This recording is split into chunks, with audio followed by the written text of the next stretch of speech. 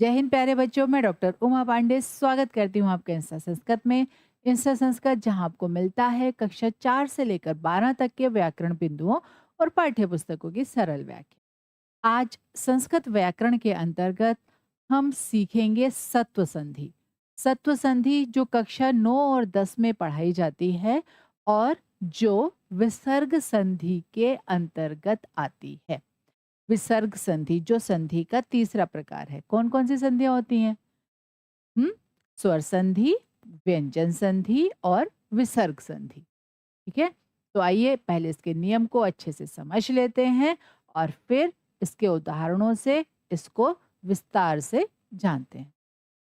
इसका जो नियम है, इसका पहला नियम है कि पहले पद के अंत में यदि कोई विसर्ग है और उसके सामने च या छ अथवा श, ये कोई भी इन तीनों वर्णों में से कोई भी वर्ण आता है तो क्या होगा? विसर्ग को श हो जाएगा। शलजम वाला श, शरबत वाला श, है ना? देखिए अब इसके उदाहरण देखें। जैसे निहिधन चलह, यहाँ पर विसर्ग होगा। निहिधन चलह, तो क्या होगा? विसर्ग के सामने क्या है? च। नियम के अनुसार विसर्ग के सामने च आने पर क्या होगा? उसको श हो जाएगा। तो विसर्ग को क्या हो गया? हमारा श हो गया। और शब्द क्या बना हमारा? शब्द बना निश्चल। ठीक है, लेकिन एक बात का ध्यान रखिएगा, च और छ आए तब तो श निश्चित रूप से बनेगा, लेकिन यदि श आता है विसर्ग के सामने, यदि श आता है तो उसको श मतलब विसर्ग को श जो बनेगा वो विकल्प से बनेगा। हो भी सकता है और नहीं भी हो सकता। मतलब हम चाहें तो इसका प्रयोग करें और चाहें तो ना करें। जैसे रामः धनश्येते, अब देखिए यहाँ विसर्ग के सामने क्या आया है? श। तो क्या होगा?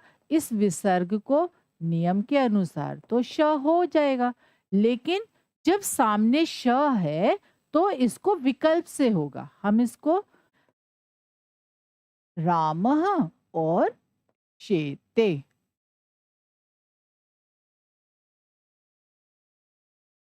रामः शेते हम ऐसे भी लिख सकते हैं और रामश्येते हम ऐसे भी इसको लिख सकते हैं।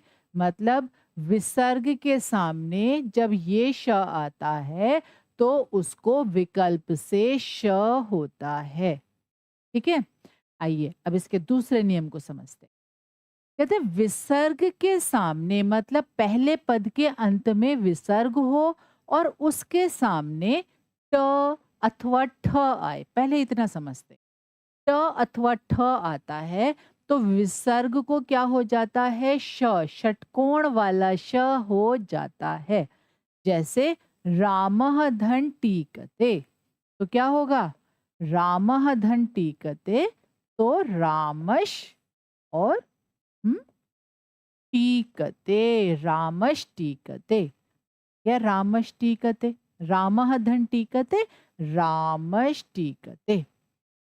ठीक है, इसी तरह से अब इसके साथ भी वही नियम है कि विसर्ग के सामने ट और ठ आए तब तो निश्चित रूप से विसर्ग को श होगा, लेकिन यदि विसर्ग के सामने श ही आ जाता है तो विसर्ग को विकल्प से श होगा।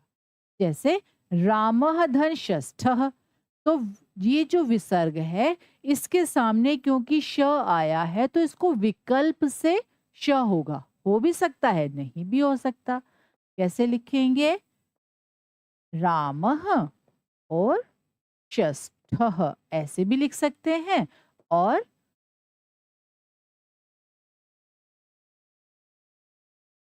रामषष्ठः ऐसे भी लिख सकते हैं। ठीक है, तीसरा नियम क्या कहता है?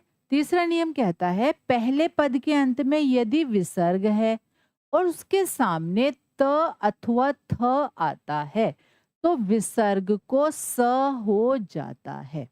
कैसे? विष्णु धन त्राता, तो विष्णु विसर्ग के सामने क्या आया? त, त्राता है ना, त्राता, त्रा को यदि हम वर्ण विच्छेद करेंगे तो क्या होता है, इसका यदि हम वर्ण विच्छेद करें तो त धन र, है ना, और आ की मात्रा है सामने, तो तभी तो बना त्रा।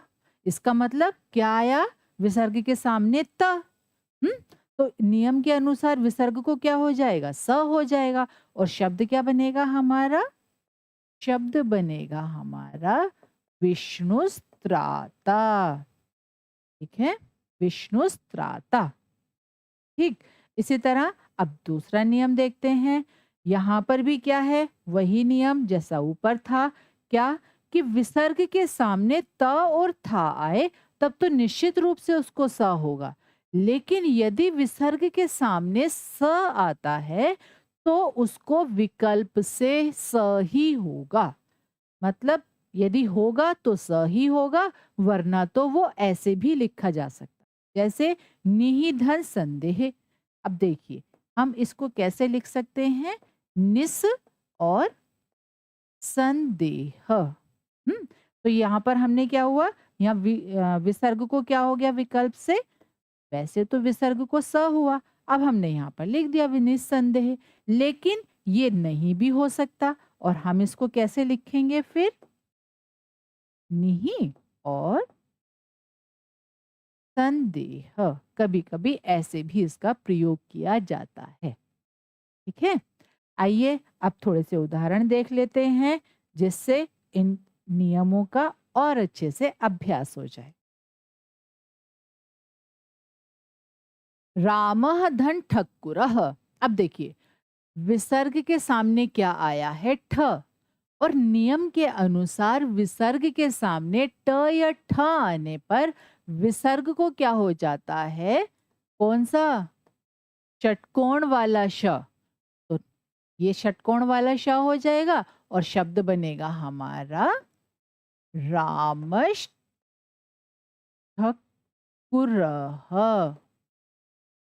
रामष्ठकुरः। ठीक है, आगे रामः धन षष्ठः। अब देखिए विसर्ग के सामने आया श, तो क्या करेंगे हम, रामः और षष्ठः ऐसे भी लिख सकते हैं, या फिर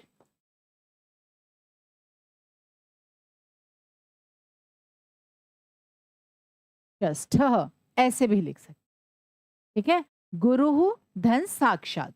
तो विसर्ग के सामने स आने पर उसको नियम के अनुसार विकल्प से क्या होगा, स ही होगा, है ना, विकल्प से क्या होगा, स ही होगा। हम चाहें तो इसको लिखें विसर्ग को, मतलब पूजा हम संपूर्ण पद लिखेंगे इसका, तो हम चाहें तो यहाँ पर स का प्रयोग करें, या फिर हम विसर्ग लगाकर भी शब्द को लिख सकते हैं, जैसे गुरु साक्षात से भी लिखा जा सकता है, और गुरु साक्षात। ठीक है, धनु टंकारः। अब देखिए धनु विसर्ग के सामने आया ट, तो विसर्ग को क्या होगा, श, तो कैसे लिखेंगे, हाँ, धनुष टंकारः। ठीक है, ये ध्यान रखिएगा कि जब वर्गों के प्रथम और द्वितीय वर्ण किसके सामने, विसर्ग के सामने आते हैं, तो निश्चित रूप से वो स श श में बदलेंगे नियम के अनुसार, जैसा अभी हमने नियम देखे। लेकिन यदि स श श ही आते हैं तो वो विकल्प से परिवर्तित होंगे, हो भी सकते हैं और नहीं भी। बालकः तरति, तो यहाँ विसर्ग के सामने क्या आया, त, तो क्या बनेगा विसर्ग को, स, क्या बनेगा शब्द हमारा, बालकस्तरति। ठीक है, बालकः धन चित्रम। ठीक है, तो क्या बनेगा, बालकः धन चित्रम, तो यहाँ पर विसर्ग को हो जाएगा हमारा श, तो क्या बनेगा, बालकश और चित्रम, बालकश्चित्रम। वृक्षः धन छायाम। तो क्या होगा यहाँ पर? विसर्ग के सामने क्या आया है? छ। इसका मतलब विसर्ग को क्या हो जाएगा?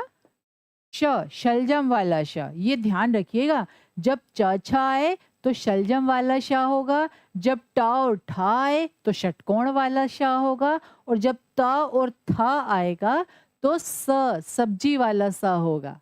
ठीक है, आइए अब देखते हैं इसका समस्त पद क्या बनेगा। मतलब ये शब्दों को मिलाकर पूर्ण पद क्या बनेगा? वृक्षश्छाया, वृक्षश्छायाम। ठीक है, वृक्षश्छायाम।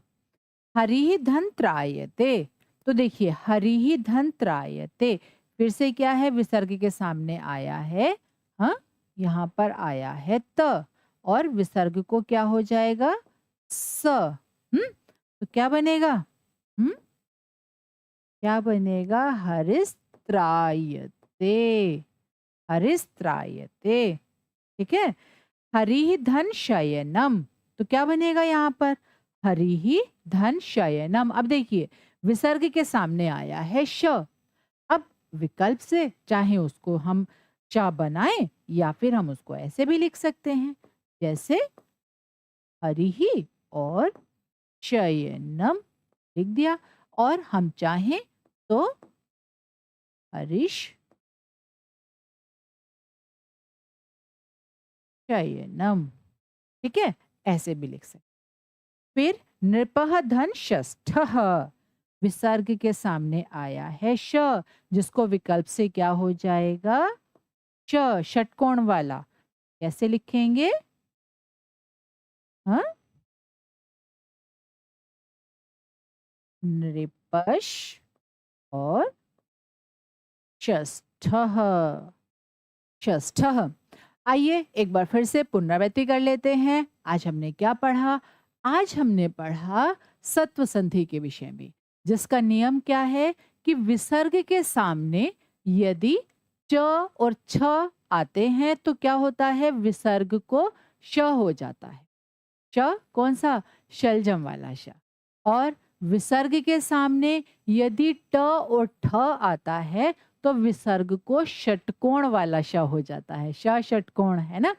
और यदि विसर्ग के सामने त और थ आता है तो विसर्ग को स हो जाता है, सब्जी वाला स, जिसका हम प्रयोग स से सब्जी में करते हैं, है ना।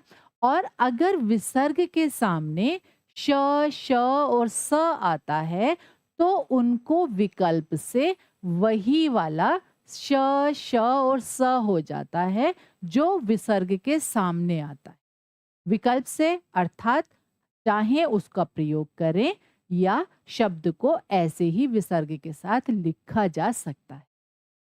ठीक है, आशा है आज की वीडियो आपको समझ में आई होगी। इसी तरह की सरल वीडियो के लिए जुड़े रहिए इंस्टा संस्कृत से। जय हिंद।